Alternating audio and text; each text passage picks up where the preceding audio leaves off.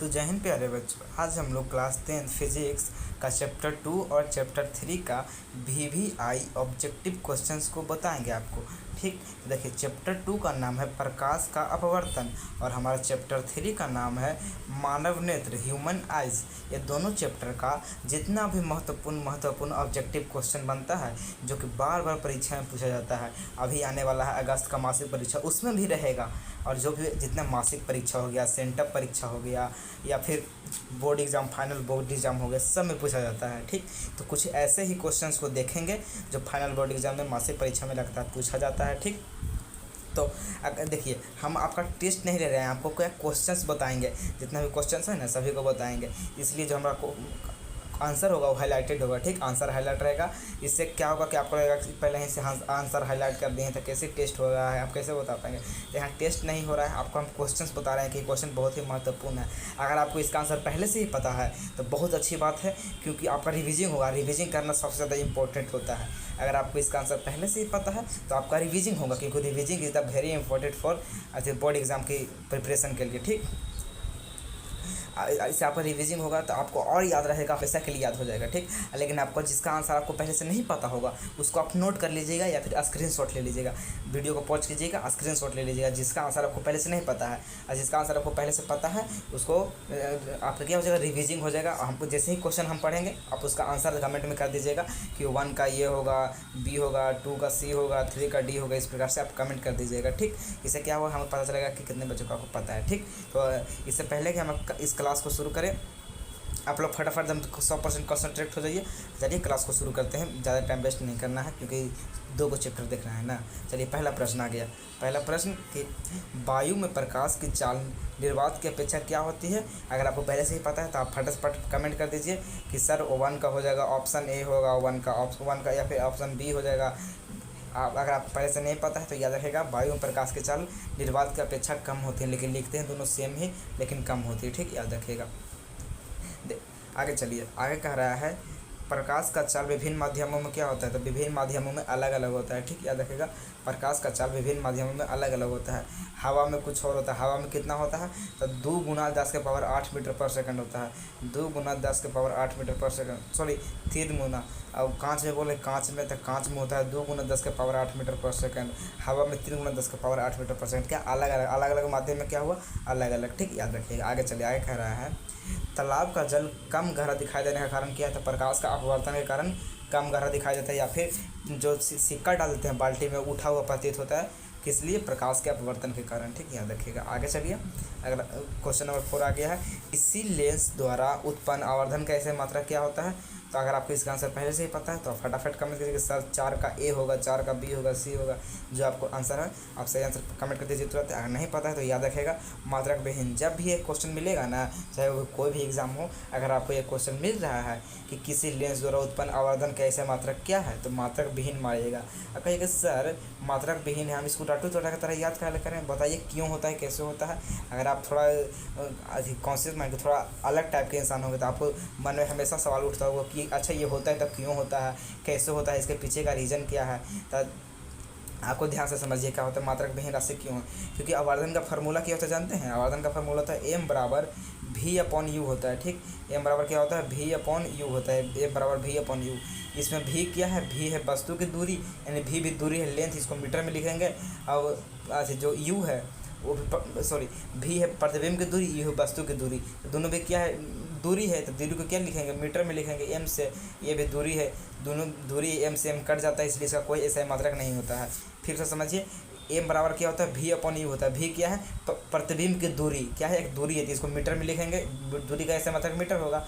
और फिर u क्या है, वस्तु की दूरी है, तो वस्तु की दूरी यानी मीटर, तो मीटर से मीटर कट जाता है, इसलिए इसका कोई मात्रक विहीन राशि बन जाता है, इसका कोई ऐसा मात्रक नहीं होता है। ठीक, तो यहाँ v/u होता है, m बराबर v/u, v/u होता है लेंस के लिए। ठीक, तो m बराबर क्या होता है, v/u, इसको कहते हैं आवर्धन। आवर्धन को m से सूचित करते हैं। ठीक, यह एक मात्रक विहीन राशि है।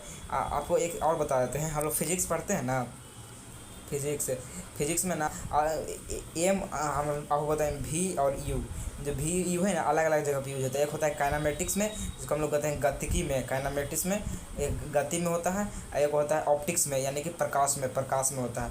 याद रखेगा जब हम गति के अध्ययन करेंगे, गति के बारे में फिजिक्स में पढ़ेंगे, तो यू बराबर क्या होता है प्रारंभिक वेग, यू बराबर होता है प्रारंभिक वेग, अब वी बराबर होता है अंतिम वेग। ठीक, ये क्या होता है काइनेमेटिक्स में होता है। जब गति पढ़ेंगे ना काइनेमेटिक्स गति में ये होता है वी बराबर अंतिम वेग, यू बराबर प्रारंभिक वेग। लेकिन जब हम ऑप्टिक्स को पढ़ेंगे, प्रकाशिकी के बारे में पढ़ेंगे, तब वी बराबर क्या होता है प्रतिबिंब की दूरी होता है, और यू बराबर क्या होता है वस्तु की दूरी होता है। ठीक, याद रखेगा। ये हो गया ऑप्टिक्स में और हो गया काइनेमेटिक्स में, यानी कि हिंदी में बोले तो वो हो गया गतिकी में, ये हो गया प्रकाशिकी में। ठीक, फिजिक्स का अलग अलग ब्रांच है, गतिकी अलग ब्रांच है, प्रकाशिकी अलग ब्रांच है। ठीक, याद रखिएगा, तब कन्फ्यूज जाइएगा मत। मतलब कि जब हम बोल रहे हैं कि एम बराबर होगा वी अपॉन यू, तब कहिएगा सर यहाँ वी मतलब होगा अंतिम वेग, यू मतलब प्रारंभिक वेग। नहीं, क्योंकि हम ऑप्टिक्स के बारे में पढ़ प्रकाश के बारे में पढ़ रहे हैं, इसलिए यहाँ हो जाएगा वी बराबर वस्तु की दूरी, यू बराबर प्रतिबिंब की दूरी। ठीक, याद रखिएगा। आगे चलिए, आगे कह रहा है लेंसों के मुख्य फोकस की संख्या कितनी होती है। तो लेंस में 2 मुख्य फोकस होता है। ठीक, याद रखेगा। अगर आपको पहले से ही पता था तब बहुत अच्छी बात है, आप कमेंट करके आंसर लिख दीजिएगा। हम भले ही थोड़ा वीडियो फास्ट कर रहे हैं, तो आप वीडियो पॉज करके कमेंट करके आंसर लिख दीजिएगा। ठीक, कि 5 का ये होगा, 6 का बी होगा, 7 का सी होगा, इस प्रकार से आप कमेंट कर दीजिएगा अगर आपको आंसर पहले से पता है। अगर नहीं कर सकते तो कोई बात नहीं, कोई दिक्कत नहीं है। ठीक, आपको आंसर पहले से पता है तो आपका रिवीजिंग हो रहा है। अगर आपको आंसर पहले से नहीं पता है तो याद कर लीजिएगा, स्क्रीनशॉट ले लीजिएगा, इसको बाद में याद कर लीजिएगा। ठीक, जब टाइम मिलेगा याद करने का तब टाइम याद कर लीजिएगा। ठीक, कैसे होता है, क्यों होता है, तो देखिए ये हो गया लेंस, इस प्रकार से लेंस होता है। इसमें एक इधर फोकस दूरी होता है, एक इधर फोकस दूरी होता है, इसलिए इसमें 2 फोकस दूरी होता है। इधर बड़ा धनात्मक होता है, इधर बड़ा ऋणात्मक, अवतल में उल्टा होता है। ठीक, याद रखिएगा। आगे चले कह रहा है अवतल लेंस का आवर्धन बराबर क्या होता है। तो चाहे कोई भी लेंस रहे, अवतल रहे चाहे उत्तल रहे, एम बराबर होगा लेंस जब पूछेगा ना तो वी अपॉन यू, जब कोई भी लेंस रहे, इसलिए ऑप्शन डी हो जाएगा वी अपॉन यू। ठीक, कोई भी लेंस रहे। लेकिन दर्पण में क्या होता है, दर्पण में एम बराबर क्या होता है, चाहे कोई दर्पण रहे माइनस वी अपॉन यू होता है। ठीक, माइनस वी अपॉन यू होता है दर्पण में, और लेंस में वी अपॉन यू। ठीक, याद रखिएगा। आगे कह रहा है किसी माध्यम के अपवर्तनांक म्यू का मान होता है। तो म्यू बराबर क्या होता है साइन आई बटा साइन आर होता है। ठीक, याद रखिएगा। म्यू बराबर साइन आई बटा साइन आर। म्यू क्या है, ग्रीक अल्फ़ाबेट का एक लेटर है म्यू। जिस प्रकार से ग्रीक अल्फ़ाबेट का लेटर होता है ना, पाई होता है, थीटा होता है, इस प्रकार से फाई होता है, फाई के बारे में सुनेंगे, अल्फ़ा होता है, बीटा होता है, गामा होता है। उसी प्रकार से क्या होता है म्यू भी होता है, ग्रीक अल्फ़ाबेट का लेटर है। ठीक, तो म्यू बराबर क्या होता है sine i upon sine r होता है म्यू बराबर। ठीक, याद रखिएगा sine i upon sine r होता है, अपवर्तनांक किसको कहते हैं। ठीक, याद रखिएगा। आगे कह रहा है निम्नलिखित में से किसका अपवर्तनांक सबसे अधिक होता है। तो याद रखिएगा सबसे अधिक अपवर्तनांक हीरा का होता है और सबसे कम वायु का होता है। ठीक, सबसे कम अपवर्तनांक वायु का होता है, सबसे अधिक हीरा का। हीरा सर कितना होता है भैया जी, कितना होता है हीरा का। तो याद रखेगा 2.42 कितना होता है 2.42। अगर अब वायु का होता है 1। ठीक, अगर आपको पहले से ही पता था अच्छी बात है कि आपका रिवीजिंग हो रहा है। अगर आपको पहले से नहीं पता था तो और अच्छी बात है, क्योंकि आप पहली बार जा रहे हैं तो थोड़ा और इंटरेस्ट पैदा होगा। ठीक, आगे चलिए। आगे कह रहा है निम्नलिखित में से किस लेंस को अभिसारी लेंस कहा जाता है। तो याद रखेगा चाहे लेंस रहे चाहे दर्पण रहे, अभिसारी हमेशा उत्तल को कहेंगे। ठीक, चाहे लेंस रहे चाहे दर्पण रहे, अभिसारी हमेशा उत्तल को कहेंगे। उसी प्रकार से चाहे लेंस रहे चाहे दर्पण रहे, सॉरी उल्टा होता है। देखिए सॉरी दिक्कत हो गई। देखिए लेंस पूछेगा ना तो उत्तल लेंस पूछे, लेकिन जब दर्पण पूछेगा ना तो अवतल। ठीक, लेंस पूछे तो उत्तल, दर्पण पूछे तो अवतल। ठीक, अभिसारी में। और जब पूछे अपसारी में तो लेंस, अपसारी में लेंस होता है अवतल और दर्पण होता है उत्तल। ठीक, उत्तल फोकस दूरी दोनों का पॉजिटिव होता है। ठीक, थोड़ा सा मिस्टेक हो गया, फोकस दूरी दोनों का पॉजिटिव होता है। ठीक, याद रखेगा। इस प्रकार से आपको समझाते हैं, बढ़िया से देखिए डिफाइन करके समझाते हैं क्या होता है। देखिए यहाँ पर हम लिख देते हैं, पहले यहाँ पर लिख देते हैं दर्पण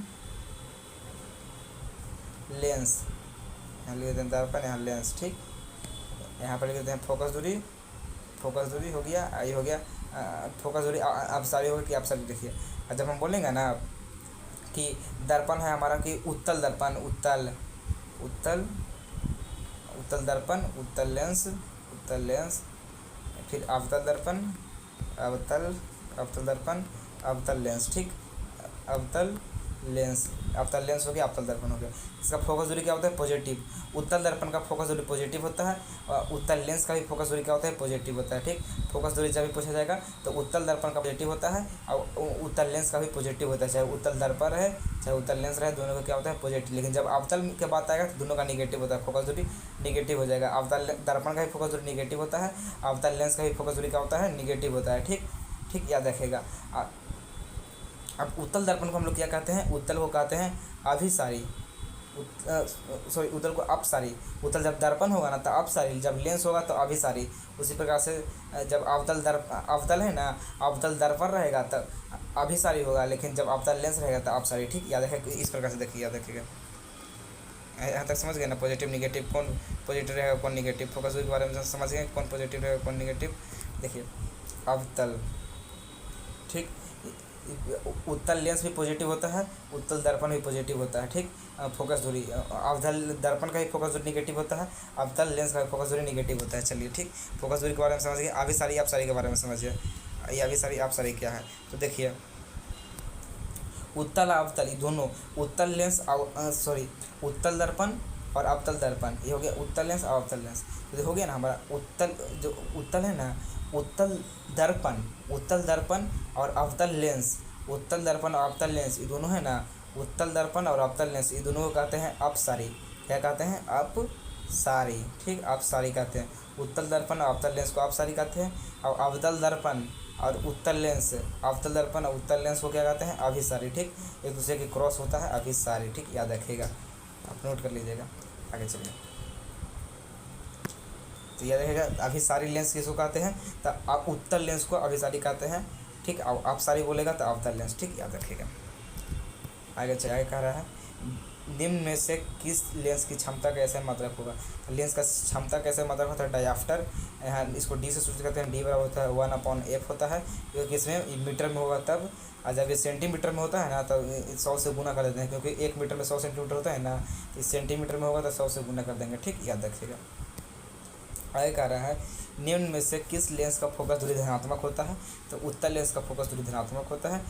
उत्तल लेंस हो चाहे दर्पण हो, उत्तल लेंस और दर्पण अभी चार्ट बना के समझाए थे ना, उत्तल लेंस हो चाहे दर्पण हो, दोनों का फोकस दूरी धनात्मक होता है। और उसी प्रकार से अवतल लेंस हो चाहे दर्पण हो, दोनों का फोकस दूरी ऋणात्मक होता है, ठीक। याद रखिएगा। अब ये कैसे होता है ऋणात्मक धनात्मक, को भी आपको बता देते हैं। ये कुछ एक्स एक्सिस और वाई एक्सिस पे होता है। मान लीजिए हमारा वाई एक्सिस है, एक्स एक्सिस होता है, देखो ये होता है +1 होता है, +2 होता है, पॉजिटिव होता है, इधर निगेटिव होता है, 1 2 होता है निगेटिव। इस प्रकार उत्तल लेंस का चित्र इस प्रकार से होता है। उत्तल लेंस का इसका फोकस दूरी इधर होता है, इसी प्रकार से, क्योंकि इधर पॉजिटिव होता है इसलिए इसको पॉजिटिव माना जाता है। और अवतल लेंस का चित्र कुछ इस प्रकार से माना जाता है, इसका फोकस दूरी इधर होता है निगेटिव में, इसलिए इसको निगेटिव माना जाता है, ठीक है। उसी प्रकार से दर्पण का इमेज बनता है, ठीक। आगे कह रहा है निम्न में से किस माध्यम प्रकाश की चाल सबसे अधिकतम होती है? तो हवा में, ठीक। याद रखिएगा, सबसे अधिकतम कहाँ होता है? हवा में। पूछ रहा है माध्यम, अगर माध्यम नहीं रहता तो निर्वात में, ठीक। अगर माध्यम नहीं होता तो निर्वात में होता, लेकिन जब पूछ रहा है माध्यम तो हवा में, ठीक। कितना होता है? चलिए बता देते हैं कितना होता है। हवा में होता है 3 × 10⁸ मीटर/सेकंड, 8 मीटर/सेकंड, ठीक। जल में कितना होता है? जल में होता है 2.25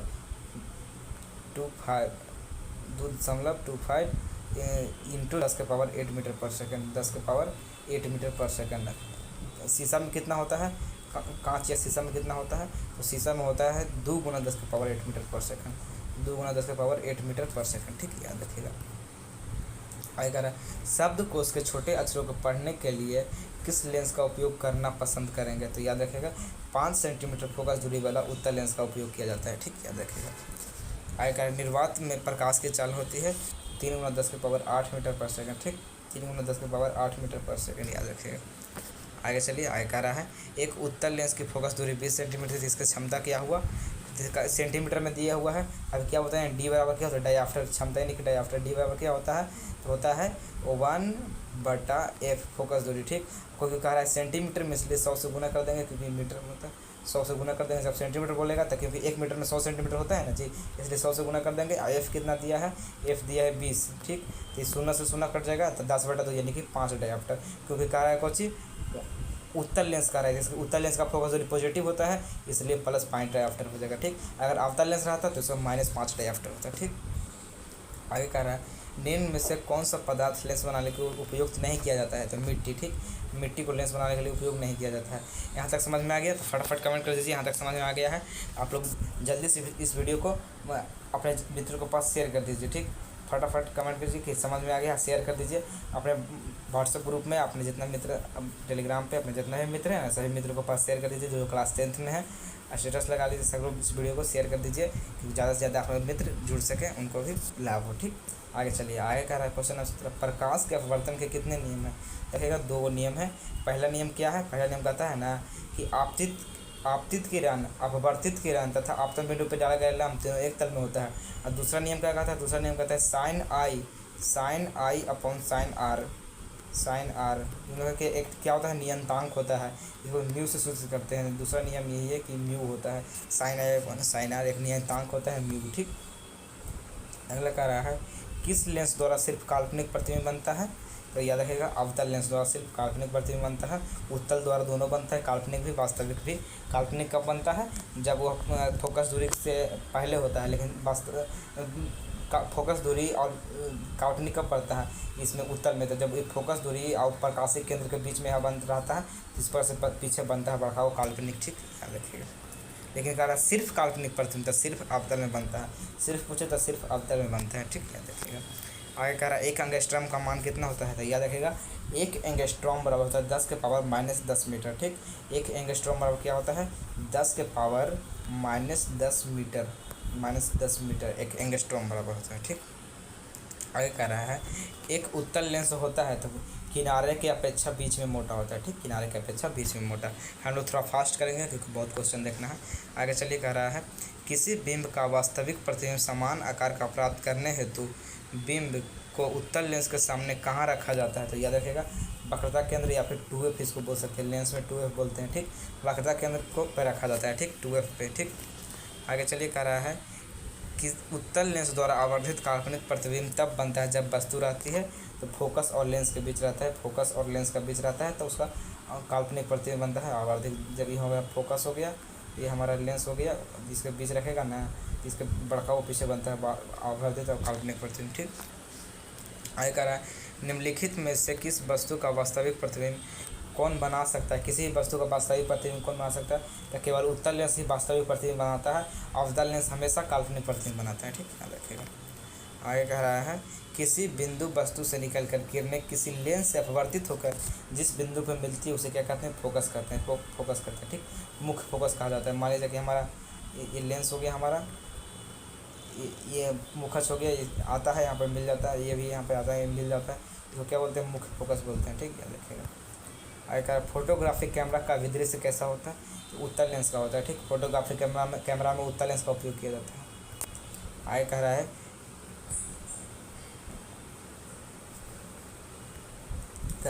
किस गोलीय दर्पण तथा किसी पतले गोलीय लेंस दोनों की फोकस दूरी -15 सेंटीमीटर है? तो दोनों क्या होगा? -15 सेंटीमीटर फोकस दूरी कह रहा है। तो यानी क्या है कि चाहे लेंस हो चाहे दर्पण हो, अगर माइनस बोलेगा तो निगेटिव किसका होता है? अवतल का होता है। अवतल लेंस और अवतल दर्पण दोनों का फोकस दूरी निगेटिव होता है, इसलिए दोनों अवतल होगा, ठीक। याद रखिएगा। आगे कह रहा है प्रकाश का न्यूनतम चाल किस में होता है? कांच में होता है। कितना होता है? 2 × 10 के पावर 8, 2 × 10 के पावर 8 मीटर पर सेकेंड, ठीक। और वायु में कितना होता है? 3 × 10 के पावर 8 मीटर पर सेकेंड, ठीक। 3 × 10 के पावर 8 मीटर पर सेकेंड। जल में कितना होता है? 2.25 × 10 के पावर 8 मीटर पर सेकेंड, 10 के पावर 8 मीटर पर सेकेंड। निर्वात में तो सबको याद है 3 × 10 के पावर 8 मीटर पर सेकेंड, ठीक। आगे चलिए, आगे कह रहा है एक पारदर्शी गोलीय कवच की बाहरी त्रिज्या 20 सेंटीमीटर तथा भीतरी त्रिज्या 19.8 सेंटीमीटर त्रिज्या पर आपतित प्रकाश के लिए कैसा व्यवहार करेगा? याद रखेगा अवतल लेंस की भांति व्यवहार करेगा। जब भी 20 और 19 मिलेगा ना, 19-20 करे वाला जब भी मिलेगा नहीं प्रश्न अवतल लेंस को मारिएगा, ठीक। ऑप्शन डी हो जाएगा अवतल लेंस की भांति, ठीक। आगे कह रहा है प्रकाश के अपवर्तन के कितने नियम हैं? प्रकाश के अपवर्तन के 2 नियम है, ठीक। याद रखेगा पहला नियम पूछे कहता है कि आपतित किरण अपवर्तित किरण, जो अपवर्तित किरण हो तो लंब तीनों एक ही तल में होता है। दूसरा नियम कहता है कि sine i upon sine r एक नियंतांक होता है जिसको हम लोग म्यू से सूचित करते हैं। म्यू बराबर साइन आई अपॉन साइन एक नियंतांक होता है, ठीक। साइन आई अपन साइन आई बराबर एक नियंतांक होता है। यह किसने दिया था, इसके बारे में किसने बताया था, आपको ये बताना है। इसको एक और नाम से जाना जाता है, प्रकाश के अपवर्तन का दूसरा नियम को एक और नाम से जाना जाता है, वो क्या है, यह किसको जिसने इसको दिया था ना, इसके बारे में बताया था ना, उसी के नाम से जाना जाता है। आपको बताना है वह कौन था, किसके बारे में जाना जाता है। ठीक, आपको कमेंट करके बताना है। आप जब वीडियो खत्म हो जाए तब कमेंट करके बताइएगा कि प्रकाश, चाहे अभी आप लोग वीडियो पॉज कीजिए क्योंकि वीडियो रिकॉर्डेड है, वीडियो पॉज कीजिए, कमेंट कीजिए कि प्रकाश के परिवर्तन के दूसरे नियम को एक और नाम से जाना जाता है, उसका नियम का क्या है। ठीक, आगे चलिए। आगे कह रहा है किसी माध्यम में अपवर्तनांक का मान क्या होता है, sine i upon sine r. ठीक, इसको म्यू से सूचित करते हैं। ठीक, म्यू बराबर sine i upon sine r होता है। इसका क्या नाम है, यही आपको कमेंट करना है, दूसरा नियम है ये। ठीक, आगे चलिए। कह रहा है लेंस का क्षमता कैसा है, मात्रा क्या होता है, तो डायऑप्टर होता है, ऑप्शन डी हो जाएगा डायऑप्टर। ठीक, याद रखिएगा, डायऑप्टर हो गया। आगे चलिए। कह रहा है अवतल लेंस के आवर्धन एम बराबर क्या होता है, तो कोई भी लेंस रहे, चाहे अवतल रहे चाहे उत्तर रहे, एम बराबर वी बटा यू होता है। ठीक, याद रखिएगा, एम बराबर वी बटा यू। आगे लिए। आगे का हीरे का अपवर्तनांक कितना होता है, तो याद रखिएगा हीरे का अपवर्तनांक होता है 2.42 होता है। ठीक, इसलिए ऑप्शन डी हो जाएगा 2.42। आगे कह रहा है निम्नलिखित में से किस लेंस को अपसारी लेंस कहा जाता है, तो अवतल लेंस को अपसारी लेंस कहा जाता है। ठीक, याद रखेगा, अवतल लेंस को अपसारी लेंस कहा जाता है। आपको पहले से ही आंसर पता था, और अच्छी बात है आपका रिवीजिंग हो रहा है, इसलिए नहीं कि वीडियो छोड़ कर चला जाना, पहले से आंसर पता है आपको, रिवीजिंग हो रहा है। आज हो सकता है आपको आगे आने वाले क्वेश्चन का कोई में से कोई का आंसर आपको नहीं पता हो तो उसको आप नोट कर लीजिएगा। ठीक, क्योंकि बहुत ही महत्वपूर्ण क्वेश्चन रहे हैं। तो जब भी पूछा जाएगा अपसारी लेंस, तो अपसारी किसको कहते हैं, अवतल लेंस को कहते हैं अपसारी लेंस, और उत्तल लेंस को क्या कहते हैं, अभिसारी लेंस। ठीक, अवतल दर्पण को क्या कहते हैं, अपसारी दर्पण, और उत्तल दर्पण को क्या कहते हैं, अभिसारी दर्पण। ठीक, अब रखिएगा। आगे चलते हैं, आगे नेक्स्ट आ गया। विरल माध्यम से सघन माध्यम में जातु ही किरण मुड़ जाती है, अभिलंब की ओर मुड़ जाती है। ठीक, ये कैसे मुड़ती है, याद रखिएगा। जब विरल माध्यम से सघन माध्यम में जाएगा तो अभिलंब की ओर मुड़ जाती है, कैसे, देखिए आपको बताते हैं। रेटिंग पे बार बार क्लिक करते हैं। हाँ देखिए, ये हमारा चलो मान लीजिए कि ये हो गया, ऊपर हो गया विरल माध्यम, ऊपर हो गया विरल माध्यम, नीचे हो गया सघन माध्यम। ठीक, तो क्या विरल से सघन माध्यम है ना, तो अभिलंब हो गया। ये मान लीजिए हमारा किरण आया, इसको सूर्य जल देना चाह रहे थे, लेकिन क्या होगा ना, अभिलंब की ओर सट जाएगा, साथ से सट जाएगा, क्योंकि विरल से सघन में आ रहा है ना, तो साथ से सघन साथ से सट जाएगा। जब विरल से सघन में आएगा तो साथ से सघन साथ से सट जाएगा, तो अभिलंब की ओर सट जाएगा, तो इसलिए अभिलंब की ओर मुड़ जाएगा। ठीक, इसलिए ऑप्शन ए हो जाएगा अभिलंब की ओर। और जब सघन से विरल में जाए, मान लिया ऐसे भेज रहे हैं तो इसको सोचे जाना चाहिए, लेकिन क्या है सघन से विरल में जा रहा था, बी से विरल, बी से वियोग में दूर हो जाएगा, वियोग में क्या दूर हो जाएगा, इसको चला जाए वियोग में दूर हो जाएगा। ठीक, याद रखिएगा। आगे कह रहा है निम्नलिखित में से किस लेंस की फोकस दूरी धनात्मक होती है, तो उत्तल लेंस हो चाहे उत्तल दर्पण हो, तो उनका फोकस दूरी धनात्मक होता है। ठीक, आगे चलेगा। चिन्हों के निर्देशांक परिपाटी के धनात्मक फोकस दूरी किसका होता है, तो उत्तल लेंस और उत्तल दर्पण दोनों का होता है, इसलिए ऑप्शन डी हो जाएगा दोनों। ठीक, आगे कह रहा है सघन माध्यम से विरल माध्यम में गमन करने वाले आपतन कोण है 0, आई का मान 0 है, तो अपवर्तन कोण क्या होगा, वो भी 0 होगा। यानी कि आपतन कोण 0 है तो अपवर्तन कोण भी क्या होगा, 0 होगा। अभिलंब हो गया, अपवर्तन कोण में क्या होगा, 0 होगा, क्योंकि ये कुछ है ये नहीं 0 डिग्री, यानी कि सोए आया, सोए से निकल गया, यानी कि 0 होगा। ठीक, इसलिए साइन आई बराबर साइन आर होगा, ये 0 कह रहा है, साइन आई बराबर साइन आई, जितना आपतित किरण उतना आपतन कोण होगा उतना अपवर्तन कोण होगा। ठीक, याद रखिएगा। कैसे, क्योंकि मान लीजिए हमारा हो गया अपवर्तित सतह, तो इस पर क्या कहा है 0 डिग्री कोण बना के आया, यानी कि सोझे आया है सोझे चला गया है, सोझे आया सोझे चला गया है, जिसका क्या होगा साइन आई बराबर साइन आई, जितना इधर होगा 0 डिग्री तो इधर 0 डिग्री होगा। ठीक, आगे निर्देशांक चिन्ह परिपाटी में सभी दूरियां मापी जाती है ध्रुव से। ठीक, ध्रुव या फिर लेंस पूछेगा तो लेंस में पूछा जाता है प्रकाशिक केंद्र। ठीक, इसी प्रकार से हमारा चैप्टर 2 खत्म हुई है। चैप्टर 2 में टोटल 39 प्रश्न था। ठीक, 39 में से आप जल्दी से बता दीजिए कि अगर आपको कभी प्रश्न आएगा कोई भी एग्ज़ाम, चाहे सेंटर एग्ज़ाम हो, मासिक एग्ज़ाम हो, फाइनल एग्ज़ाम हो, क्या आप 39 में से 39 नहीं बना देंगे। अगर इस 39 प्रश्न में से कोई भी प्रश्न पूछा जाएगा कोई भी एग्ज़ाम में, चाहे 10वां से चैप्टर 2 से रहेगा, इस पूरे सिलेबस में चैप्टर 2 से रहेगा, तो आप 39 में से 39 बना दीजिएगा ना। आप जल्दी से बताइए, कमेंट कीजिए कि सर यस भैया जी, हम पूरा बना देंगे 39 में से 39। जब भी आप 39 में से कोई भी प्रश्न रहेगा ना, तो 39 में से 39 बना देंगे। ठीक, 39 में 39 पूरा बना देना है। जब भी ये प्रश्न आएगा तो सेल्फ कॉन्फिडेंस होना चाहिए कि जब भी आप 39 प्रश्न पूरा देख लिए हैं, और जब भी ऐसा प्रश्न रहेगा ना 39 में से पूरा 39 में से 39 बना देंगे। दोबारा जब इसका टेस्ट लेंगे आप तो इसका क्या होगा, 39 में से 39 पूरा सही होगा। ठीक, याद रखिएगा। तो इस प्रकार का अपना कॉन्फिडेंस बना के रखिएगा। अब चलते हैं चैप्टर 3 में, मानव नेत्र तथा रंग बिरंगा संसार। इसको शुरू करते हैं। पहला सवाल देखिए, पहला कह रहा है मानव नेत्र के लिए दृष्टि का स्थायित्व कितना होता है, तो 1/16 सेकंड। ठीक, याद रखेगा।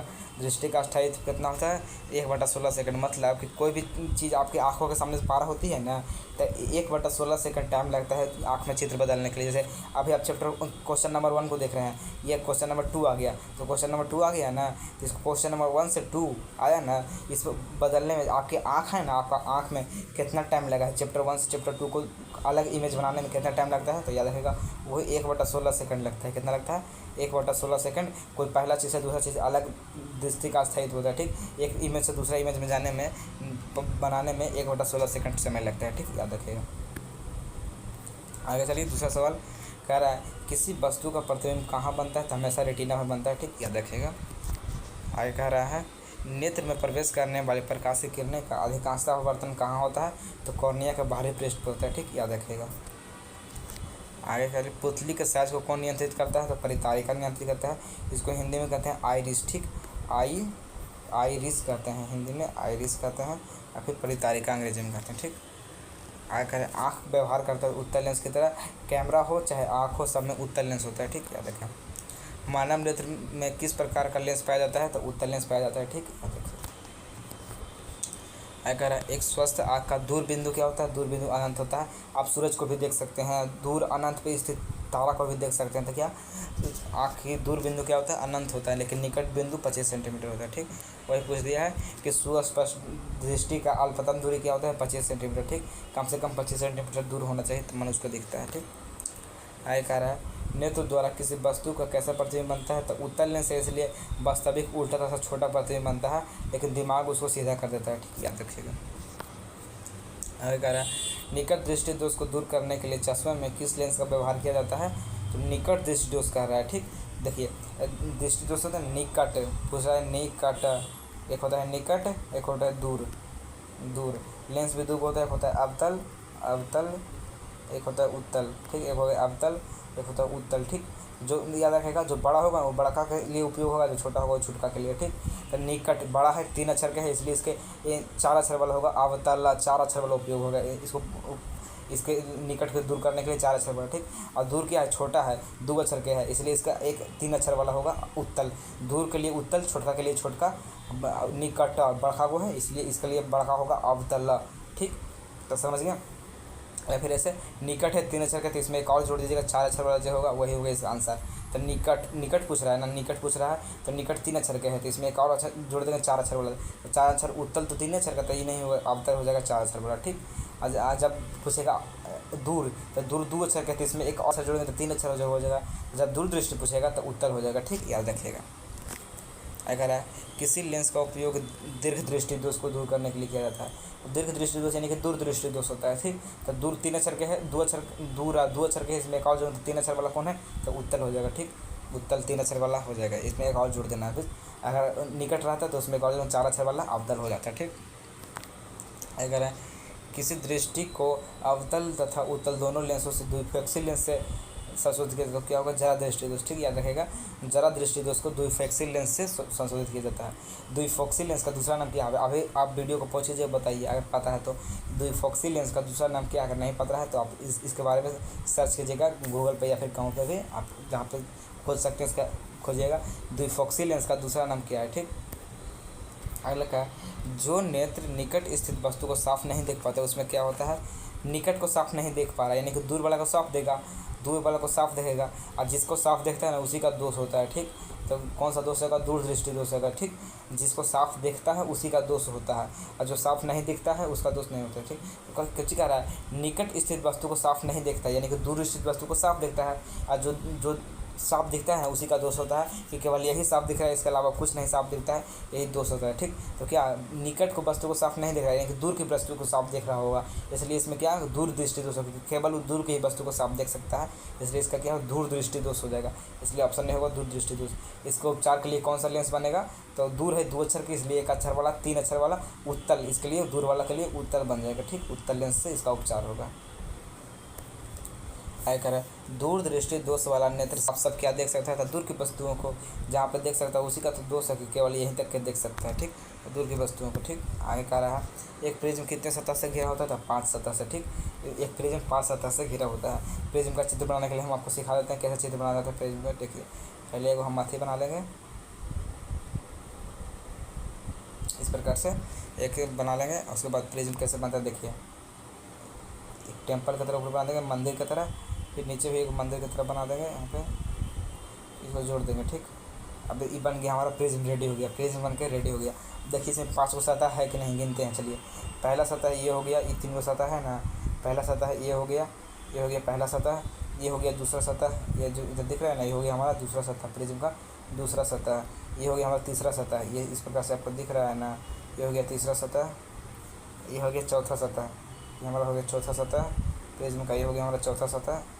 ये हो गया नीचे वाला जो तल्ली रखा है ना, नीचे पेंदी, इसका पेंदी जो रखा हुआ है, ये हो गया हमारा 5वां सतह। ठीक, इस प्रकार से 5 गो सतह होता है प्रिज्म में। ठीक, आपको चित्र बनाना फिर से समझा देते हैं। कई सर चित्र बनाना फिर से दिखा दीजिए। तो देखिए इस प्रकार से, देखिए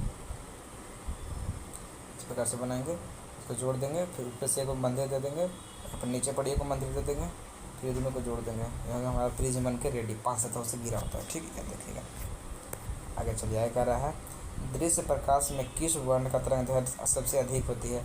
सबसे ज़्यादा तरंग दैर्घ्य किस रंग का होता है, लाल रंग का। ठीक, याद रखेगा। सबसे कम बैगनी रंग का होता है, इसलिए लाल रंग का सबसे ज़्यादा तरंग दैर्घ्य होता है, सबसे ज़्यादा दूर तक दिखता है। इसलिए सुबह सुबह के समय हमें सूर्य लाल दिखता है, सुबह और शाम के समय सूर्य लाल दिखता है, क्योंकि केवल लाल लाइट ही आ पाता है, उसका तरंग दैर्घ्य वेवलेंथ ज़्यादा होता है। ठीक, अगर किसी रंग का विचलन न्यूनतम होता है तो सबसे कम विचलन लाल रंग का होता है, इसलिए जब प्रिज्म से गुजरता है प्रकाश, वाइट लाइट, सबसे ऊपर लाल रहता है। ठीक, सबसे नीचे बैगनी रहता है, क्योंकि बैगनी का विचलन सबसे अधिक होता है। ठीक, आगे श्वेत रंग कितने रंगों का मिल से बना होता है, 7 रंगों से मिल से बनाता है। ठीक, बैजानी पिनाला, किसे बैजानी पिनाला, बैगनी, जामुनी, नारंगी, नीला और ऑरेंज, यानी कि नारंगी हो गया, नीला हो गया और पीला हो गया और लाल हो गया। ठीक, बैजानी पिनाला याद रखिएगा। आगे कह रहा है स्पेक्ट्रम प्राप्त करने के लिए किसका उपयोग होता है, तो प्रिज्म का उपयोग होता है। स्पेक्ट्रम प्राप्त करने के लिए प्रिज्म का उपयोग होता है। ठीक, याद रखिएगा। इसलिए ऑप्शन डी हमारा राइट आंसर हो जाएगा, प्रिज्म। ठीक, आगे चलिए। आगे कह रहा है स्पेक्ट्रम में किस रंग का किरण का झुकाव सबसे अधिक होता है, तो बैगनी का। सबसे नीचे कौन होता है, बैगनी। इस प्रकार से हमारा प्रिज्म से गुजरता है वाइट लाइट, सबसे ऊपर लाल होता है, सबसे नीचे बैगनी होता है। ठीक, बैगनी का विचलन सबसे अधिक होता है। ठीक, आगे कह रहा है प्रकाश का प्राथमिक वर्ण क्या है, तो नीला, हरा, लाल तीनों है। ठीक, प्राथमिक सबसे पहला रंग प्रकाश का कितना है, नीला, हरा, लाल तीनों प्राथमिक वर्ण है। अगर कह रहा है श्वेत प्रकाश में वर्ण विक्षेपण कौन उत्पन्न करता है, प्रिज्म उत्पन्न करता है। ठीक, याद रखिएगा। आगे कह रहा है प्रकाश का नीला रंग होने का किस परिघटना को दर्शाता है, प्रकीर्णन का। ठीक, जो हमारा आकाश होता है वो नीला क्यों होता है, प्रकाश के प्रकीर्णन के कारण होता है। ठीक, प्रकाश के प्रकीर्णन के कारण आकाश का रंग नीला होता है। कैसे होता है, क्योंकि सबसे ज़्यादा जब प्रकीर्णन पूछेगा ना, सबसे ज़्यादा प्रकीर्णन किस रंग का होता है, तो नीला रंग का होता है। ठीक, सबसे ज़्यादा प्रकीर्णन किस रंग का होता है, नीला रंग का होता है, इसलिए हमें आकाश का रंग क्या होता है, नीला दिखाई देता है। सबसे ज़्यादा प्रकीर्णन नीला रंग का होता है। अगर प्रकीर्णन हो गया ना, सबसे ज़्यादा पूछा झुकाव जो अथी होता है ना, विचलन किसका होता है, विचलन पूछा जाएगा तो विचलन होता है बैगनी का। विचलन किसका होता है, बैगनी का। सबसे ज़्यादा विचलन बैगनी का होता है। लेकिन जब पूछेगा प्रकीर्णन, सबसे ज़्यादा प्रकीर्णन होता है ब्लू का। क्यों होता है, इसके बारे में याद रखिएगा। जब डस्ट पार्टिकल पर पड़ता है ना प्रकाश का लाइट, चारों दिशाओं में प्रकीर्णित हो जाता है सगरों, लेकिन जो चारों दिशाओं में प्रकीर्णित होता है इसी प्रकाश का प्रकीर्णन कहा जाता है। लेकिन जो ब्लू लाइट होता है ना, वो सबसे ज़्यादा प्रकीर्णित होता है। और जो ज़्यादा वेवलेंथ वाला ज़्यादा, जैसे ब्लू के बाद जितना भी होता है ना, नीला के बाद वो सब आर पार हो जाता है। लेकिन जो नीला होता है ना, वो सबसे ज़्यादा प्रकीर्णित होता है, क्योंकि इसका सबसे ज़्यादा वेवलेंथ होता है। ठीक, याद रखिएगा। सबसे ज़्यादा प्रकीर्णन किसका होता है, लाल का होता है, इसलिए सॉरी ब्लू का होता है, इसलिए हमें आकाश का रंग ब्लू दिखाई देता है। ठीक, नीला यानी कि ब्लू नीला होता है, इसलिए हमें आकाश का रंग नीला दिखाई देता है। आकाश का रंग क्या है, नीला। लेकिन जब अंतरिक्ष में से आप आकाश का रंग देखिएगा तो आपको काला दिखाई देगा, क्योंकि अंतरिक्ष में क्या है, निर्वात है, वहाँ कोई माध्यम नहीं, इसलिए प्रकाश का रंग वहाँ नहीं पहुँच पाता है। इसलिए जब अंतरिक्ष से आप आकाश को देखिएगा तो काला दिखाई देगा। ठीक, चाँद पे जाकर आप आकाश को देखिएगा या फिर ऐसे सेटेलाइट से आप जाकर आकाश को देखिएगा ना, तो काला दिखाई देगा। ठीक, आगे कह रहा है प्रकाश का न्यूनतम तरंग दैर्घ्य क्या है, यह रहेगा 380 नैनोमीटर। ठीक, 380 नैनोमीटर सबसे कम तरंग दैर्घ्य, इसको स्क्रीनशॉट ले लीजिएगा। प्रकाश का सबसे कम तरंग दैर्घ्य क्या है, 380 नैनोमीटर है। ठीक। एक तारे को टिमटिमाने के कारण क्या, वायुमंडलीय परिवर्तन के कारण तारा टिमटिमाता है। ठीक, याद रखिएगा। तारा टिमटिमाते हैं क्यों नजर आता है, वायुमंडलीय परिवर्तन के कारण। ठीक है, प्रकाश के किस घटना के कारण सूर्य हमें वास्तविक सूर्योदय से लगभग 2 मिनट पहले दिखाई देता है, तो वायुमंडलीय परिवर्तन के कारण। ठीक, याद रखिएगा। आय कर है तारों का टिमटिमाना प्रकाश के किस घटना को दर्शाता है, तो वायुमंडलीय परिवर्तन को दर्शाता है। ठीक, अगर आपको पहले से पता है तो अच्छी बात है, आपको रिवीजिंग हो रहा है। अगर आप आंसर कमेंट करने में सक्षम है तो आंसर आप कमेंट करते जाइएगा। ठीक, आगे चलिए। आगे कह रहा है वायुमंडल में कौन सा वर्ण सबसे अधिक प्रकीर्णित होता है, तो नीला रंग। इसलिए हमें आकाश का रंग क्या होता है, नीला दिखाई देता है। सबसे ज़्यादा प्रकीर्णित कौन होता है, नीला। लेकिन अगर पूछेगा विचलन किसका होता है, विचलन बैगनी का होता है। ठीक, याद रखिएगा, विचलन बैगनी का होता है लेकिन प्रकीर्णन नीला का होता है। ठीक, आगे कह रहा है जब सूर्य का प्रकाश वायुमंडल से गुजरता है तो वायु के सूक्ष्म कण का रंग से अधिक प्रबलता से प्रकीर्णित करता है, तो नीला को। ठीक, नीला को सबसे अधिक प्रबलता से प्रकीर्णित करते हैं। मान लीजिए हमारा सूक्ष्म कण प्रकाश पर सबसे अधिक प्रकीर्णित किसका होगा, नीला रंग का। ठीक, सबसे अधिक प्रकीर्णित नीला रंग होता है, इसलिए हमें आकाश का रंग नीला दिखाई देता है। प्रकाश के किस रंग का तरंगदैर्घ्य सबसे अधिक होता है, तो लाल रंग का। ठीक, लाल रंग का तरंगदैर्घ्य सबसे अधिक होता है। आगे कह रहा है चंद्रमा पर खड़े अंतरिक्ष यात्री को प्रकाश आकाश कैसा प्रतीत होता है, काला। ठीक, अब चंद्रमा में जाइए या फिर अति सेटेलाइट में जाइएगा, ऊपर जाकर देखिएगा ना तो काला दिखाई देगा। ठीक, आगे कह रहा है किसी कोलाइडी विलयन में निलंबित कणों से प्रकाश के प्रकीर्णन को क्या कहा जाता है, टिंडल प्रभाव कहा जाता है। ठीक, किसी भी कोलाइडी विलयन में जब हम प्रकाश की किरण को भेजते हैं तो टिंडल प्रभाव होता है। ठीक, निलंबित कणों से जाता है। आगे कह रहा है दृश्य प्रकाश के लिए किस वर्ण का तरंगदैर्घ्य सबसे अधिकतम होता है, लाल रंग का। ठीक, लाल का सबसे तरंगदैर्घ्य अधिकतम होता है। आगे कह रहा है किसी अंतरिक्ष यात्री को आकाश कैसा प्रतीत होता है, तो काला प्रतीत होता है। ठीक, अंतरिक्ष यात्री या फिर चंद्रमा पर से देखेगा तो काला होगा। इसी प्रकार से हमारा चैप्टर 3 भी समाप्त होता है। चैप्टर 3 में टोटल 34 क्वेश्चन था। आप बताइए कि अगर आपको कभी भी आप इस 34 में से आपका टेस्ट लगाया जाएगा तो आप 34 में से 34 सही करेंगे नहीं। आप जब भी आपका टेस्ट लगाया जाएगा 34 में से कोई भी प्रश्न रहेगा तो टोटल आप 34 में से 34 सही कर देगा। बिल्कुल, जब भी अब इसमें से कोई भी प्रश्न आएगा ना तो आपको 34 में से टोटल 34 सही करना है। तो जल्दी से बता दीजिए कि आप 34 में से कितना सही कर पाएंगे।